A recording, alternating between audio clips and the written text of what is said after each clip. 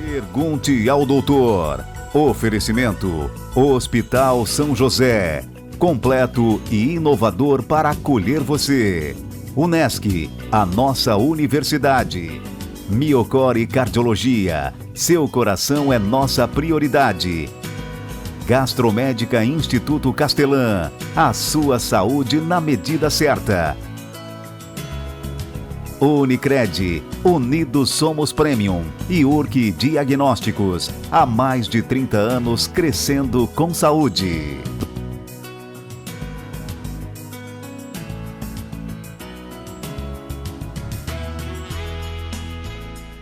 Olá, seja muito bem-vindo a mais um programa Pergunte ao Doutor através do nosso portal pergunteaodoutor.com.br. Agora com muito mais conteúdo para você, o nosso canal no YouTube Pergunte ao Doutor. Aproveita, vai lá e te inscreve.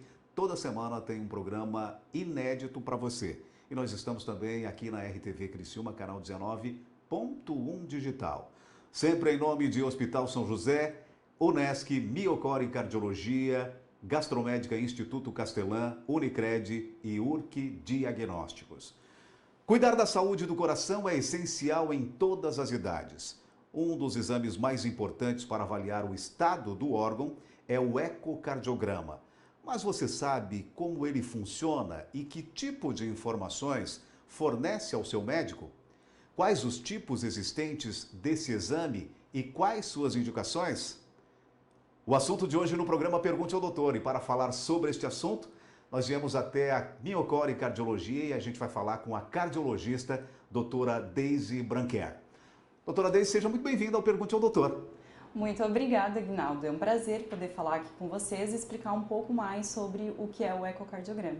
Bem, doutora Deise, antes de a gente começar a nossa entrevista, eu gostaria de deixar o nosso telespectador informado de que a gente toma todos os cuidados possíveis com o uso de máscara, álcool gel.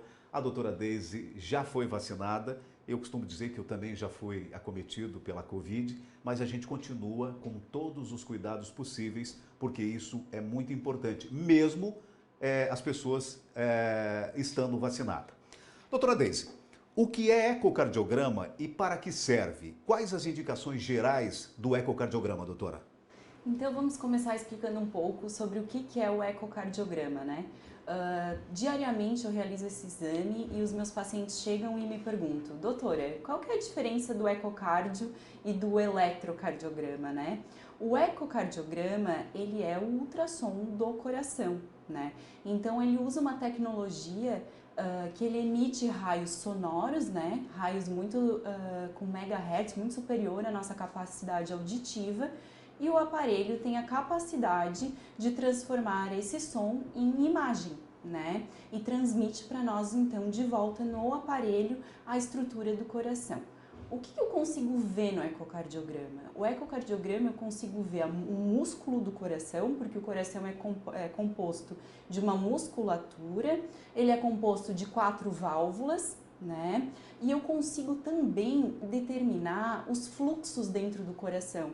Se essas válvulas estão fechando no momento certo, se elas estão muito fechadas, quando elas estão estenosadas, calcificadas, né? E também eu consigo avaliar de forma global essa musculatura, se ela tem uma força adequada, se ela não tem nenhum comprometimento, né? E já o eletro, ele é a parte elétrica do coração, né? Que a gente não avalia de forma direta pelo ecocardio, mas eu também consigo ver a contratividade global, né? Associada. As indicações do método, Aguinaldo, são muito amplas mesmo, né?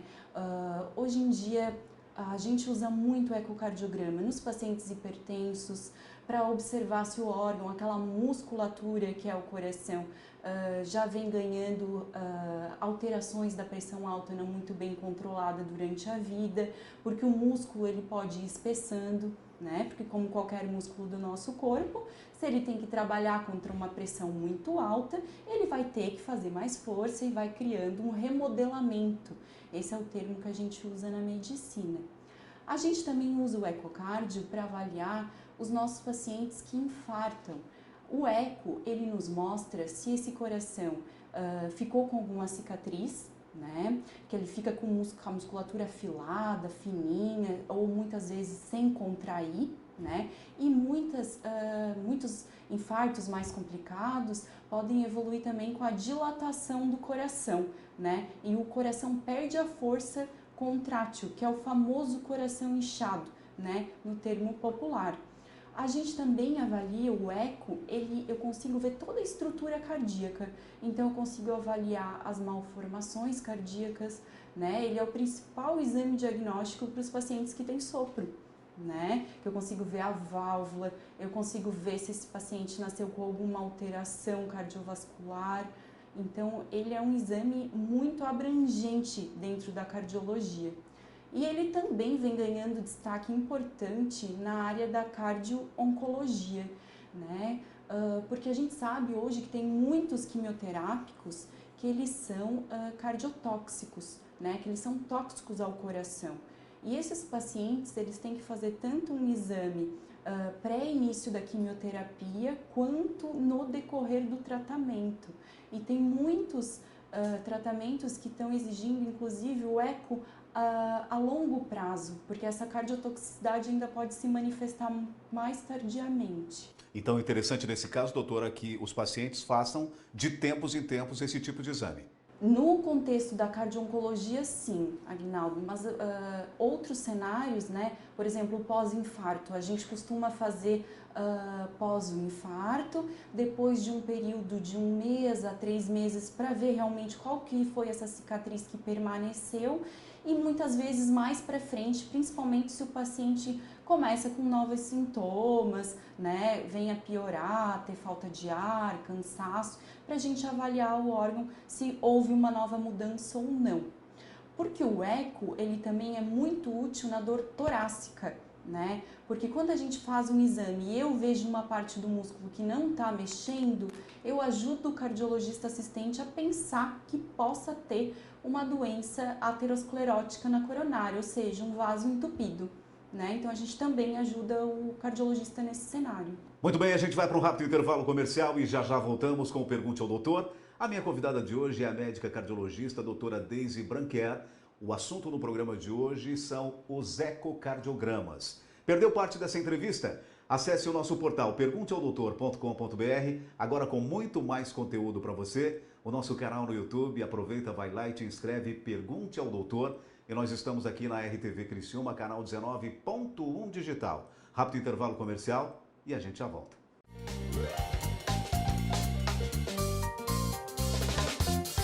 A cirurgia bariátrica metabólica para pacientes diabéticos está indicada em caso de diabetes tipo 2, após adequada avaliação clínica, principalmente do endocrinologista, para sabermos se o paciente ainda tem reserva pancreática, ou seja, se o pâncreas do paciente responderá aos efeitos advindos da cirurgia. Ela cura o diabetes? Não se pode afirmar que cure, mas há pacientes que pararam totalmente com a medicação há alguns anos. Outros pacientes faziam uso de 4, 5 ou 6 medicamentos e tinham dificuldades para controlar o diabetes. Hoje, ou estão livres dessas medicações, ou estão usando apenas uma delas. Então, é muito grande o benefício que uma cirurgia bariátrica e metabólica, bem indicada, poderá trazer a um diabético tipo 2. Olá pessoal, você está no quadro Emergência do programa Pergunte ao Doutor. Meu nome é Alexandre Costa, sou médico de emergência, Dr. Xandão para quem já me conhece. Essa semana estaremos falando de algo que acontece no dia a dia das nossas famílias. Ou um corte com uma faca, ou um trauma por alguma queda, que pode causar uma hemorragia importante. Né? Aquele sangramento que assusta todos nós. Como deve se proceder nesse momento? Primeiro de tudo, calma e tranquilidade, para que você possa organizar os seus pensamentos e chamar por socorro. 193 Bombeiros ou 192 SAMU. O que você pode fazer depois desse momento? Pegar um pano o mais limpo possível e comprimir o local. Vamos supor que você tem um corte nesse antebraço esquerdo, você vai pegar o pano de prato mais limpo, ou uma camiseta mais limpa, nada a se preocupar com muito questão de ser estéril. Precisa ser um pano o mais limpo possível, qualquer algo que você tiver por perto naquele momento. Vai colocar naquele local do ferimento e comprimir com muita força. Você não deve tirar para ver se parou de sangrar, porque isso vai dissolver o coágulo. Então, colocou, mesmo que esteja inundado de sangue aquele pano, você não vai tirar para ver se parou ou não o sangramento. Você comprime, aperta e se for um membro tipo superior, você pode levar ele para cima da altura da área cardíaca. Isso vai fazer com que a hemorragia seja estancada de forma mais rápida e mais segura para você. E nunca se esqueça, sempre acione um serviço de emergência para que aquele sangramento não se torne algo ainda pior. Você está no quadro Emergência do Pergunte ao Doutor dessa semana. Esse esporte é fantástico para a saúde. O ciclismo melhora o fôlego, reduz colesterol, controla melhor diabetes e hipertensão, não causa impacto articular, melhora o retorno venoso pelo trabalho das panturrilhas, funcionando como um coração auxiliar. É uma forma saudável para emagrecer. Que bom, né? E acima de tudo, proporciona um bem-estar incrível. Agora um conselho: mantenha sua bike com boa sinalização e manutenção para evitar acidentes. E use sempre o capacete. Ô vó, quando que a gente pedala, o que acontece? A nossa saúde e a do planeta andam juntas.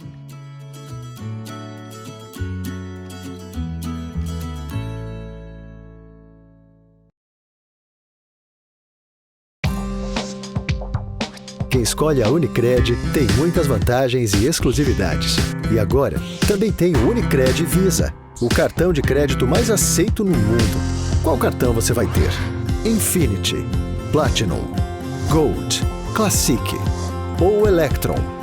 Com o cartão Unicred Visa, você tem a segurança de receber confirmação de compras por SMS e a conveniência de ter sua fatura na palma da mão. Tem a exclusividade de um app próprio com acesso a um programa de recompensas único, que proporciona resgate de pontos em produtos e serviços de luxo. E ainda gera mais resultados para a sua cooperativa, ou seja, para você. Escolha o cartão que é aceito no mundo inteiro e é todo seu. Escolha Unicred. Fale com seu gerente de relacionamento e peça já seu cartão Unicred Visa.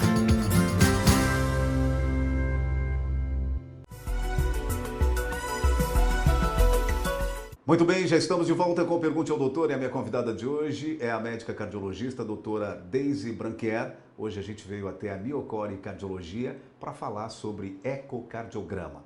Doutora Deise, nós falamos no bloco anterior sobre o ecocardiograma, de um modo global, né, que é o ecocardiograma tradicional. Mas como ele é feito, doutora? Aguinaldo, o ecocardiograma tradicional, né, a gente chama na medicina ele de transtorácico. Por que a gente usa esse termo? Porque é justamente como o exame vai ser feito. O paciente não precisa de nenhum preparo especial para fazer este tipo de exame. Basta só não ter feito uma atividade física vigorosa minutos antes do exame.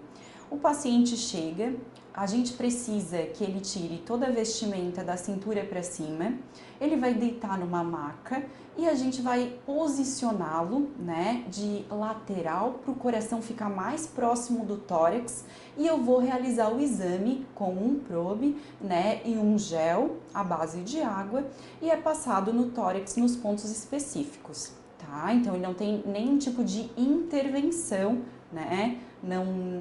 Não agride o paciente, ele é totalmente feito externamente. Totalmente indolor, né, doutora? Totalmente indolor. Bem, doutora Deise, mas nós temos outros tipos, né? Exatamente, o que a gente acabou de comentar então é o transtorácico, nós temos o ecocardiograma transesofágico, que a gente vai visualizar o coração por dentro, né, através do esôfago, e nós também temos o ecocardiograma de estresse, que pode ser tanto um estresse considerado físico, que ele é feito ou na bicicleta ou na esteira, né, fazendo o estresse que a gente chama, aumentando a frequência cardíaca do coração, ou através de medicamentos simulando esse esforço físico. Agora, doutora, como é que eles funcionam na prática? Na prática, o ecocardiograma transesofágico ele é complementar ao ecocardiograma transtorácico.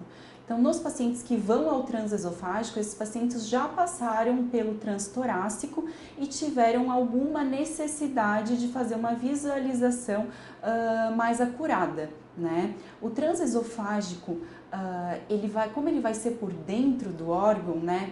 Por dentro do esôfago, exatamente na frente do esôfago está o coração, então a gente tem uma proximidade muito mais perto do órgão, do que o transtorácico, eu tenho toda a musculatura, o osso, o pulmão, muitas vezes me dificultando a visão do coração.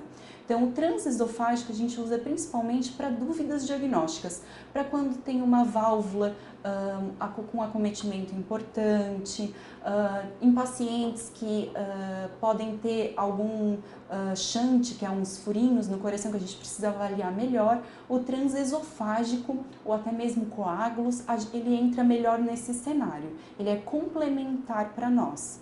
Agora, doutor, esse transesofágico, ele funciona mais ou menos até para o nosso telespectador entender como se fosse uma endoscopia digestiva? Exatamente, Aguinaldo. É exatamente assim que eu explico para os pacientes. A gente faz, então, ele já é um exame que exige um preparo, né? A gente precisa de um jejum de 6 horas. A gente vai fazer uma medicação para adormecer o paciente e poder entrar com a sonda. Diferente da endoscopia, a gente fica com a sonda só a nível de esôfago. Muito dificilmente a gente vai a nível de estômago. Logo em seguida, são sedações muito leves. Logo em seguida, o paciente já tem capacidade de acordar e já sai da clínica, inclusive, caminhando. Isso sem precisar de um acompanhante para esse exame? Normalmente a gente pede um acompanhante, porque como pode sair sonolento, né, e ele é considerado um exame invasivo, porque eu estou entrando dentro do corpo, então a gente pede sempre para vir com um acompanhante junto. Existem complicações, como todo método invasivo, mas as complicações são menos de 1%, são extremamente baixas. Doutora Deise, e como funciona o ecocardiograma de estresse? O ecocardiograma de estresse, ele já tem um objetivo diferente do transesofágico. O meu objetivo é avaliar o coração pesquisando, principalmente, a principal indicação é a avaliação de isquemia, né? Então é o famoso vasos entupidos, eu vou atrás disso nesse exame. Então ele é feito igual é feito o ecocardiograma transtorácico, ele é feito por fora do coração. O paciente fica acordado o tempo inteiro, e eu preciso que ele fique acordado justamente para ir me relatando os seus sintomas. E eu vou explicar para vocês primeiro o ecocardiograma farmacológico, que a gente usa então uma medicação na veia, é preciso pegar uma veia, e a gente faz infusão de remédios que vão acelerar a frequência cardíaca, ou um outro remédio também que podemos usar, que eles vão vasodilatar, eles vão abrir as coronárias, né? Então a coronária que não está doente, ela vai abrir bem, e a coronária que está doente, que tem um vaso entupido, ela vai parar aquela parede do músculo e vai me facilitar a visualização. E também, então, existe o ecocardiograma por esforço físico, onde eu estou provocando o aumento da frequência cardíaca, aumento do trabalho do coração através da esteira ou através da bicicleta, né? Então, existem esses 3 métodos de estressar o coração. Muito bem, a gente vai para um rápido intervalo comercial e já voltamos com o Pergunte ao Doutor. A minha convidada de hoje é a médica cardiologista, a doutora Deise Branquier. No programa de hoje nós estamos falando especificamente sobre o ecocardiograma. Perdeu parte dessa entrevista? Acesse o nosso portal pergunteaodoutor.com.br, agora com muito mais conteúdo para você. O nosso canal no YouTube, Pergunte ao Doutor, aproveita, vai lá e te inscreve. Lembrando que toda semana tem uma entrevista inédita para você e nós estamos aqui na RTV Criciúma, canal 19.1 digital. Rápido intervalo comercial e a gente volta para fechar o último bloco. Olá, mais uma vez estamos aqui com o informativo do Hospital São José. Hoje num lugar um pouco diferente, no serviço de diagnóstico por imagem da instituição, para falar um pouco sobre alguns exames, alguns procedimentos importantes quando a gente precisa de um diagnóstico, seja qual for a patologia. Eu converso então com o médico radiologista aqui do Hospital São José, que vai nos dar algumas informações sobre um assunto muito importante, a biópsia de próstata. Doutor, obrigada pela participação no quadro. Eu queria que tu explicasse, por favor, para as pessoas, para que elas pudessem entender o que é a biópsia de próstata e como é que ela funciona e qual é a funcionalidade dela.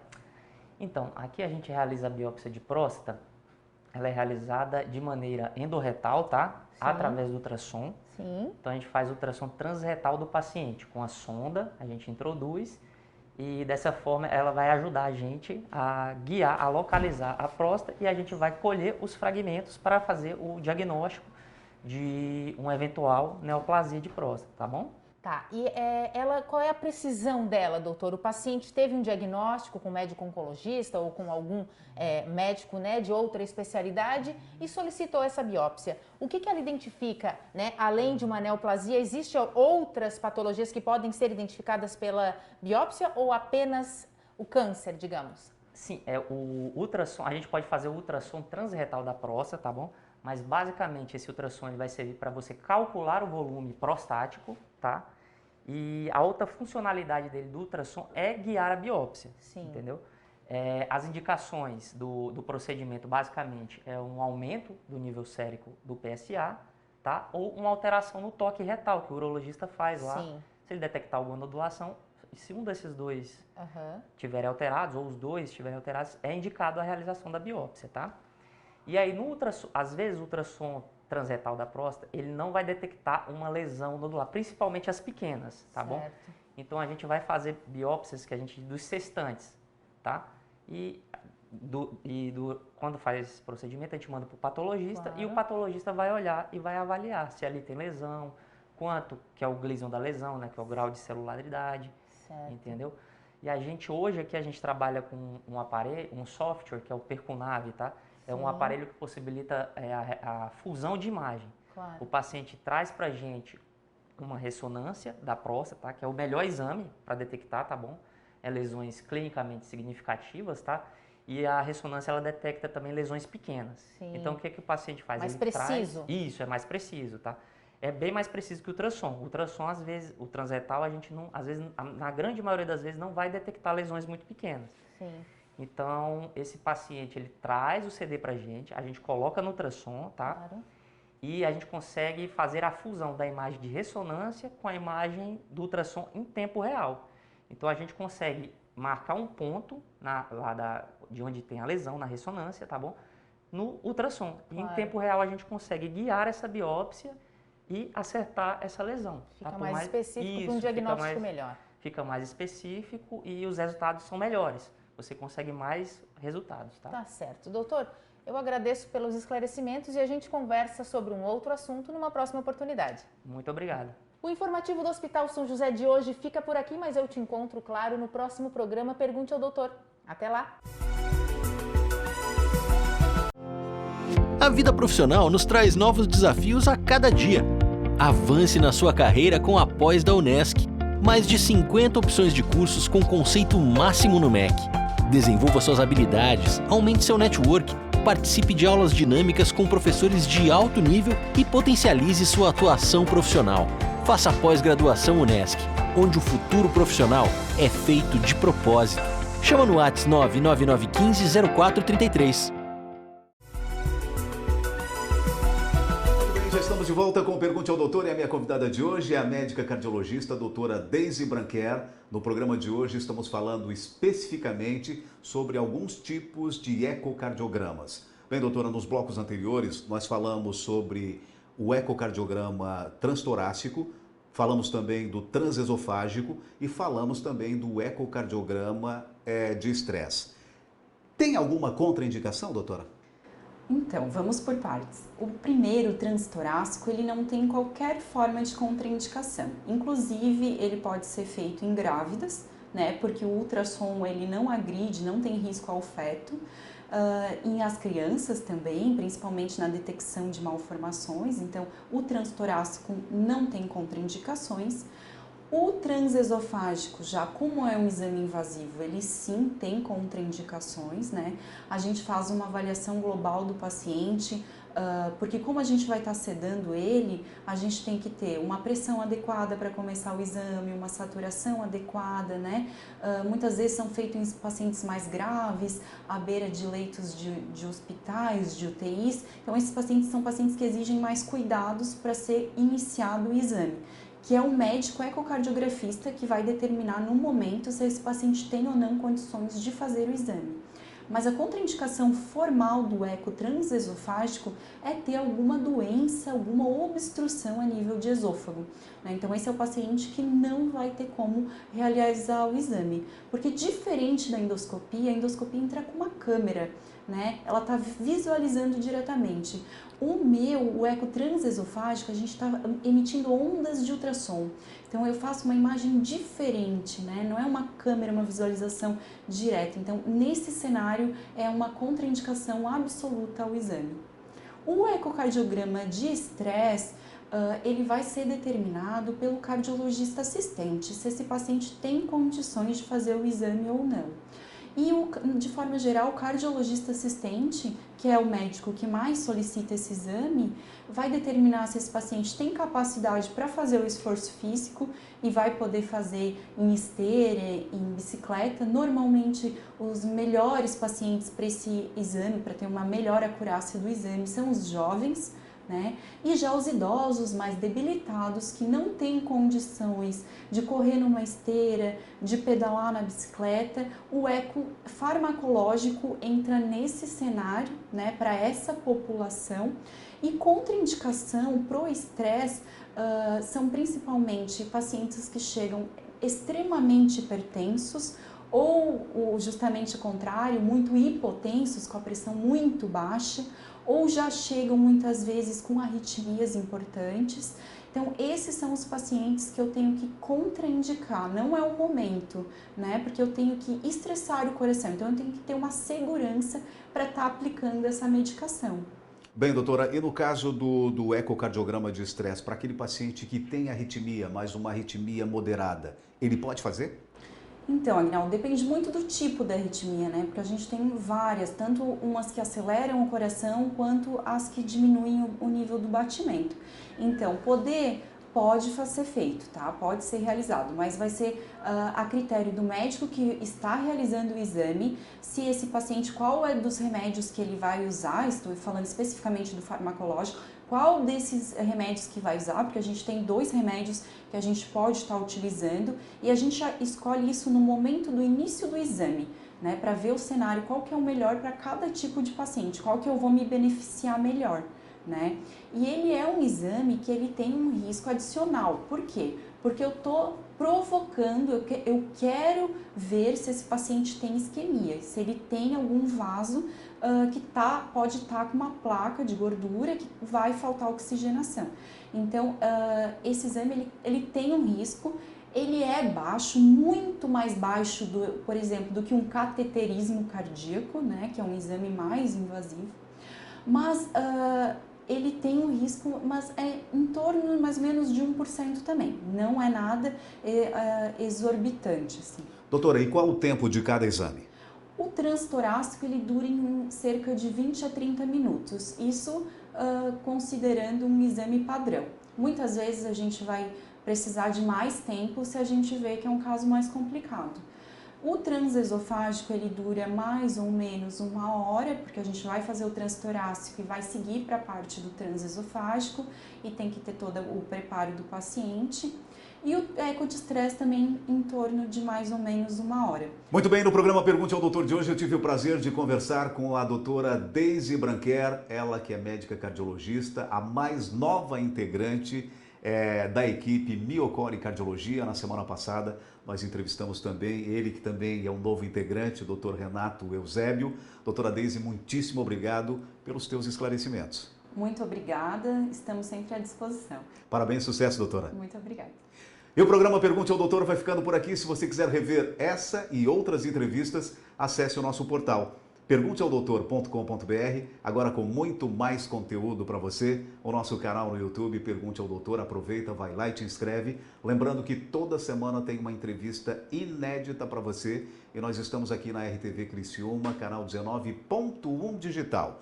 Sempre em nome de Hospital São José, Unesc, Miocore Cardiologia, Gastromédica Instituto Castelã, Unicred e URC Diagnósticos. Mais uma vez, muito obrigado pela sua audiência e até semana que vem com mais um Pergunte ao Doutor, o canal direto para a sua saúde. Até lá! Pergunte ao Doutor. Oferecimento Hospital São José. Completo e inovador para acolher você. Unesc, a nossa universidade. Miocore Cardiologia, seu coração é nossa prioridade. Gastromédica Instituto Castelã, a sua saúde na medida certa.